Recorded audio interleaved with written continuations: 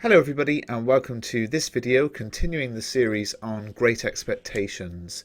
Everything I go through in this video comes from Mr. Bruff's Guide to Great Expectations, available for £3.99 at mrbruff.com or on Amazon.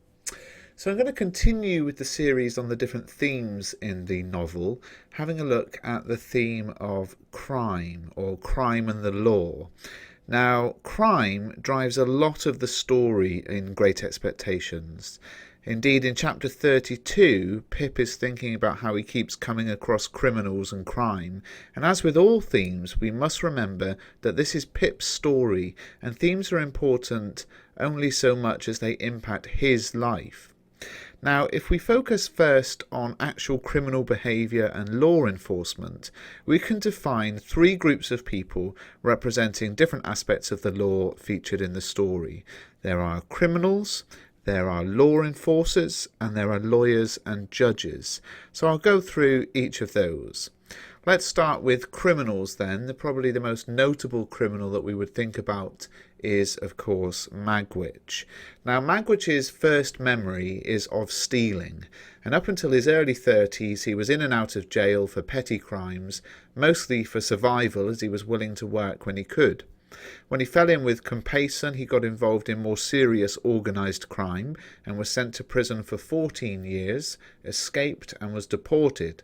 He put crime behind him and grew rich honestly in Australia, but then returned to England to see what had what had happened with Pip, and this itself was obviously a crime as far as the law was concerned, his worse yet, punishable by death. So it was through crime that he met Pip, and because of his deportation that he was able to make the fresh start in a land of opportunity that made him wealthy enough to carry forward his dream of making Pip a gentleman. Now, Compayson, a criminal who is really a career criminal dealing in fraud and forgery in an organised way. And although he's a shadowy figure who we don't see much or hear much directly in the story, his actions, you could say, largely drive and shape the plot and Pip's life.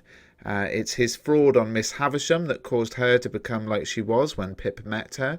It's he who lured Magwitch into organised crime and who left him to take the bigger rap when they were caught.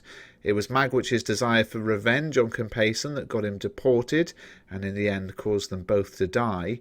And it was quite possibly Compayson's association with Allik that led Allik to try to kill Pip. So in a sense, Pip is a bit player in a drama stage managed by Compayson, though in the end the story is, of course, Pip's story. So Allik is a resentful journeyman labourer who reacts violently when crossed. When Mrs. Joe incites Joe to fight him in her defence, a fight that the big, strong Joe easily wins, he comes back and attacks her in a cowardly way, leaving her brain damaged. He harbours resentments against Pip for, as he sees it, taking his place as Joe's apprentice, for, again, as he sees it, thwarting his attempts to woo Biddy, and, perhaps more reasonable this one, losing him his job as Miss Havisham's gatekeeper.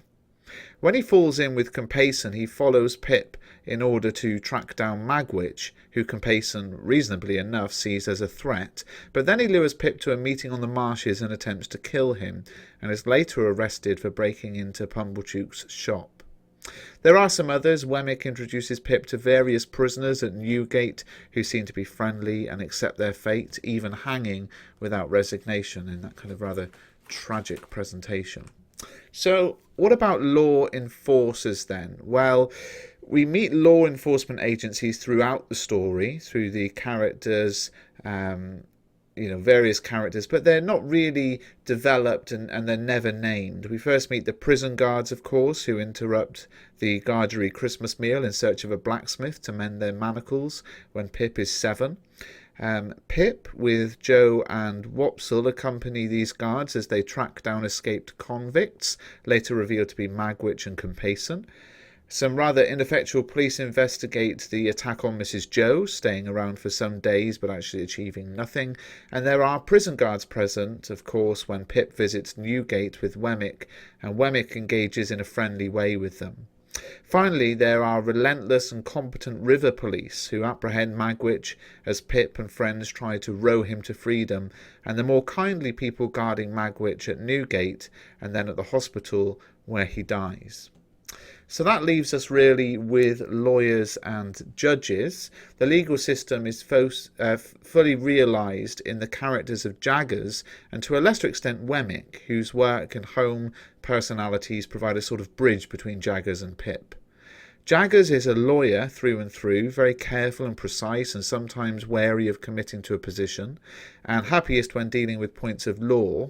He seems to find the rather messy real world quite distasteful, washing it off before leaving his office each day. But he's the sort of lawyer who believes in doing things properly and in right and justice, and as such is a valuable formative influence on Pip with regard to behaving responsibly with his newfound wealth. His legal career impacts at significant moments on the story, just as Compayson's life of crime does. Jaggers makes his name successfully defending the almost certainly guilty Molly, but takes her daughter, whom she has threatened to kill, away from her, giving her for adoption to the wealthy and childless Miss Havisham, the child, of course, being Estella. It's through this case that he comes to the attention of Magwitch, Estella's father, who employs him then and years later, employing him again as a go-between with Pip. Now, it must be noted that Jaggers' considerable reputation and undoubted ability didn't do Magwitch much good on either occasion when he defended him.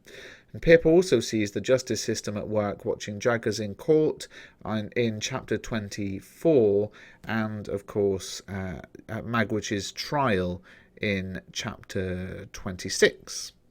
So Pip is clearly worried as a child by truth and lies. He wants to be truthful, but the truth is often impossible due to fear of the consequences and the unsympathetic attitudes of the adults around him.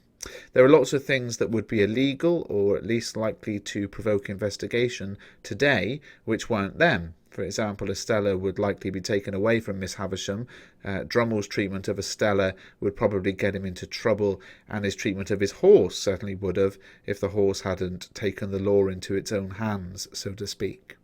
Now, Dickens was a reporter for a time, writing up court cases, so he would have come across many criminals and the stories of their crimes, and in addition, when he became wealthy, he ran a home where prostitutes could be rehabilitated, learning useful skills, enabling them to earn a better living. He would have heard their stories and known of their suffering, and he used to go for very long walks in London and would have also come across many children begging.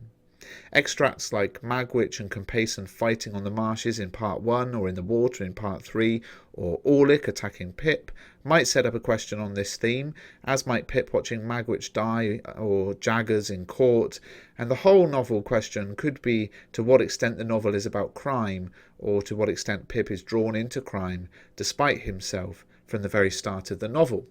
I hope you found this video useful, guys. Check out the ebook, subscribe to the channel, and give the video a thumbs up.